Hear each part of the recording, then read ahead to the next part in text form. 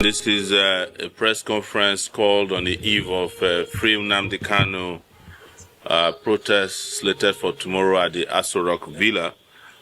We are here to let people know that this action is going on as planned across the world, as a matter of fact, but the center of gravity will be Abuja, the Federal Capital Territory, where Mr. Nnamdi Kanu is currently unlawfully and unjustly detained by the the State Security Services, known as DSS.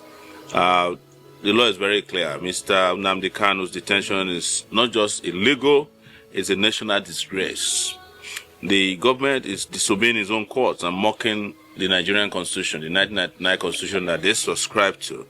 Here is the truth, and what they don't want you to know is that the Court of Appeal cleared Mr. Kanu in 2022 and discharged and acquitted him. That's the final. Yet the DSS, even upon this discharge and acquittal, never released him even for a second, in disobedience of the Court of Appeal position. It was pure contempt, and it has always been their tradition to defy the rule of law that they claim they subscribe to. The Supreme Court, of course, did take over the case erroneously. They overstepped. It is a twisted justice reversing a decision that has already been taken by a court of competent jurisdiction, like the Court of Appeal, on this particular matter. But even at that, the Supreme Court did say that Mr. Kanu never violated his bail condition. It was the Nigerian army that caused the confusion. And you know that double jeopardy is also a crime. Nobody under the law should be tried for an offense for which they've been discharged and acquitted. It's known as double jeopardy. I may not be a lawyer, but I know this well enough. So also, let us let you know that the law under which Mr. Kanu has been tried is known as the Terrorism Act of 2013, which is dead and buried. You cannot try anybody under a law that does not exist.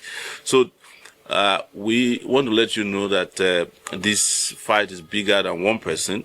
It's about every Nigerian right to justice, dignity, and freedom. And when the state tramples on one man's right, it endangers all of us. Our demand, therefore, is very clear. Obey the law, enforce the acquittal, release Mr. Nnamdi Kanu now. So tomorrow we will be out there, and we want to also clarify that there is no court order issued against the protests.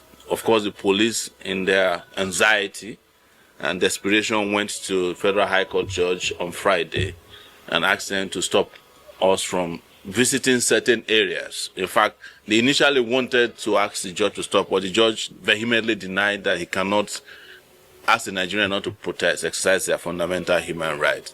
So they granted a limited order.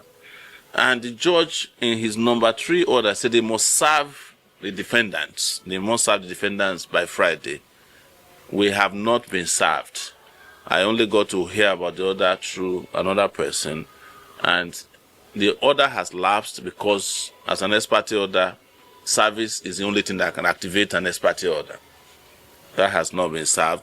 So we are going ahead tomorrow, and we will march peacefully, powerfully, and legally on the streets of Abuja.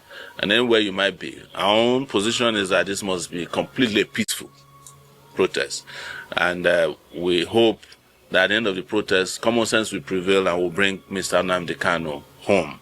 Thank you very much for coming.